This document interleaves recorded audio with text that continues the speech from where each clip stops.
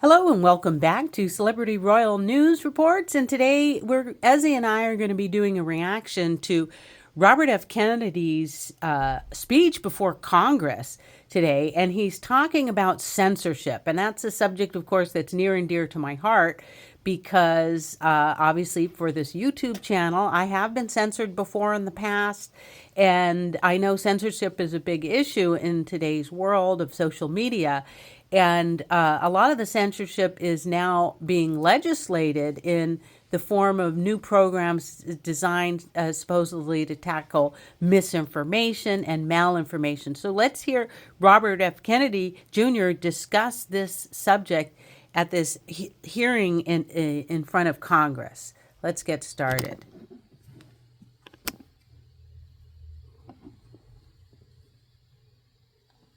To some of the, what I would call defamations that have been just applied to me by the ranking member. I'm happy to talk to you about my opinions on these issues, what you have stated and tried to associate me with through guilt by association is simply inaccurate. Virtually everything, every statement that you just made about me is inaccurate. I have never advised Black Americans not to receive vaccines. At one point you say I'm anti-vax, and that's a bad thing. The other moment you point out that all my children are vaxxed. I'm fully compliant with the vaccine schedule myself, except for COVID. I took flu vaccines for 20 years straight. I have never been anti-vax. I have never told the public avoid vaccination. The only thing I've asked for, and my views are constantly misrepresented, so that the truth of what I believe is not, we're not allowed to have a conversation about that with the American people, which I believe vaccines should be tested with the same rigor as other medicines and medications. You tried to associate me a moment ago with the replacement theory, which is racist. No, I did not say you. Time belongs to the gentleman. I said my colleagues. Time belongs to the gentleman. I denounce that theory. It is racist, and I have never endorsed it or had any association with it. Our film on medical, by the way, Bill Buxton, who is the Black CDC official who ultimately exposed the Tuskegee experiment, tried for years and years to appeal to CDC to stop it for 40 years. Finally, he got relief by walking into my uncle's office in the building next door. He held hearings and ended the experiment. I remember that very well. And to say that I created a film that encourages Blacks not to get adequate medical care is just completely abhorrent. It's the witness's time. Do not censor the witness. I'm not censoring the witness. I'm not censoring the witness. He's still talking. It's my time, and I've given it to the witness. Do not censor him. I'm not censoring him. If the views that you and others have applied to me, I've attributed to me, if they were actually true, I can see why I shouldn't be able to testify here today. Those are not true.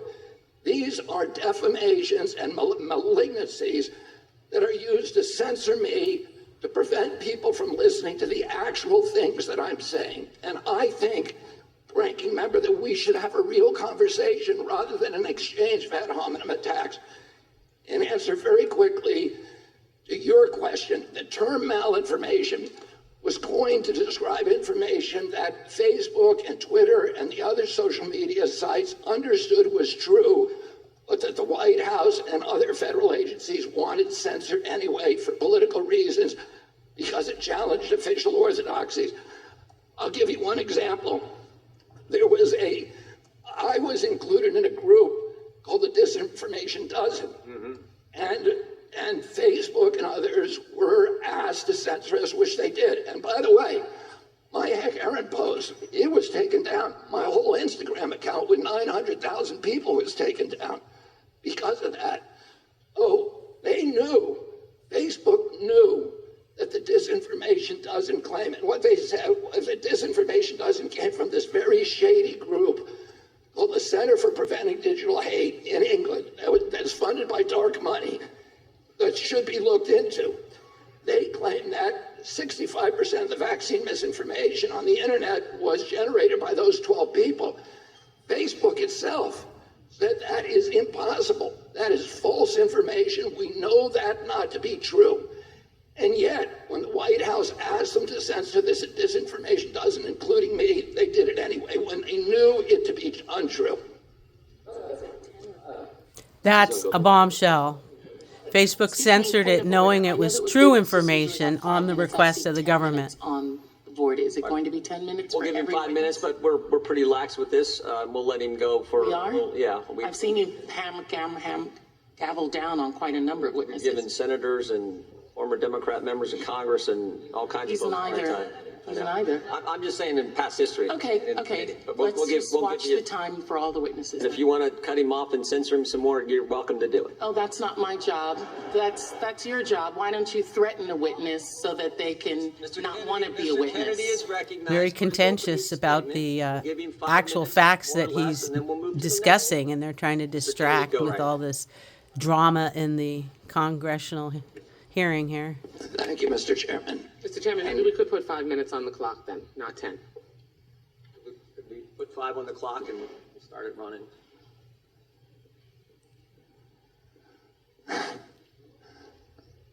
Thank you, Mr. Chairman. And I want to put aside my written statement for a moment and address one of the points that was brought up. I think an important point by the ranking member, that this body ought to be concerning itself with the issues that impact directly the American people. Yes, Rising please. price of groceries, 76% over the past 2 years for basic Wow. foodstuff. The 76% war in Ukraine, inflation. the inflation issues, the border issues, many other issues that concern us all as a nation.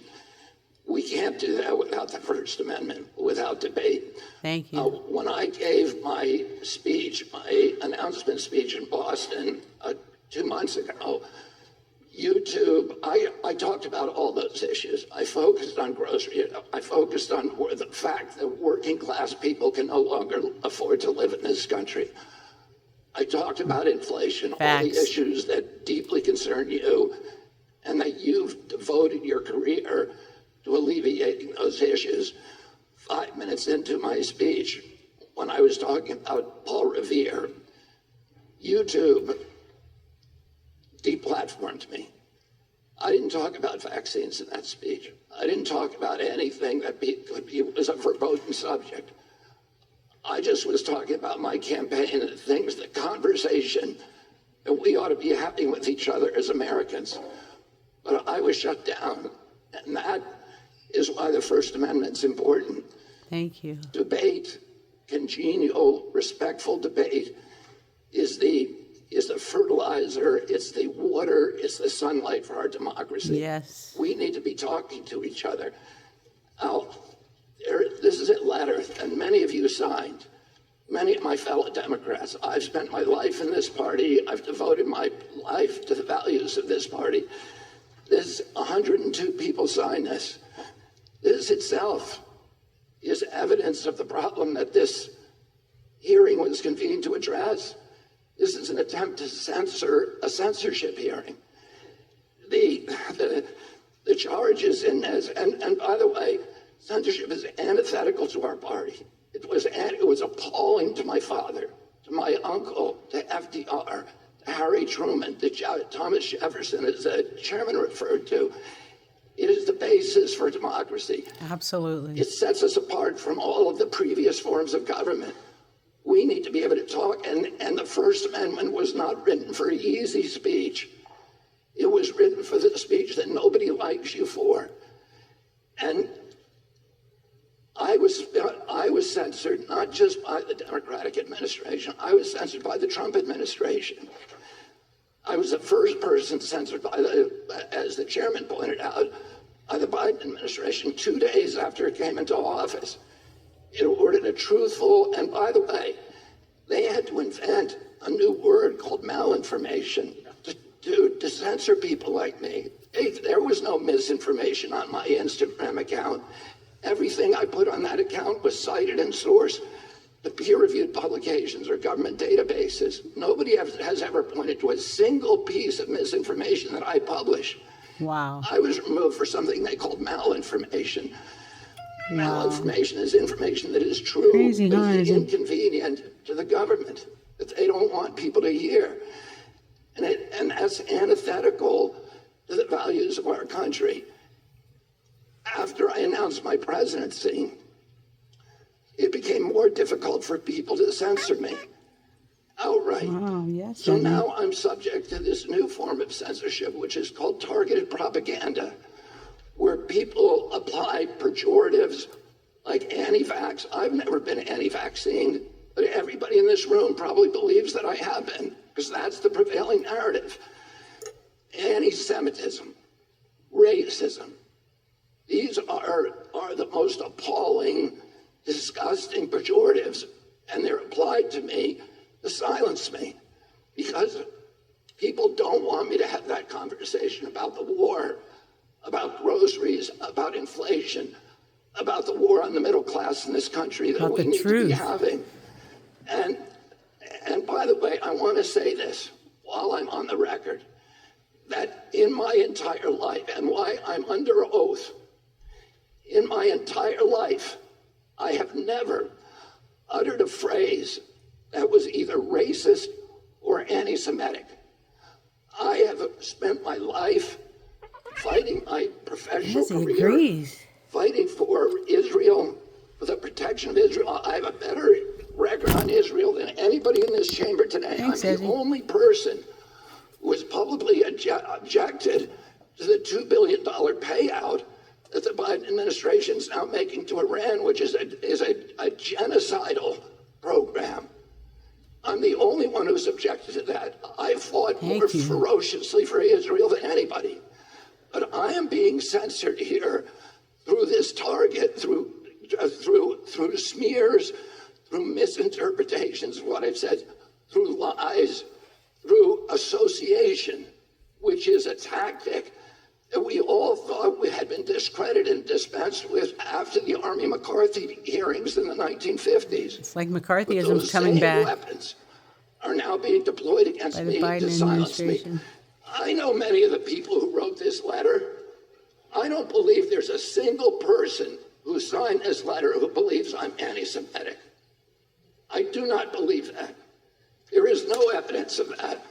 And I want to say something I think that's more important, and it goes directly to what you talked about, ranking member, which is the need, this toxic polarization that is destroying our country today. And how do we deal with that? This kind of division is more dangerous for our country than any time since the American Civil War. And how do we deal with that? How are we going to, every Democrat on this committee believes that we need to end that polarization. Do you think you can do that by censoring people? I'm telling you, you cannot.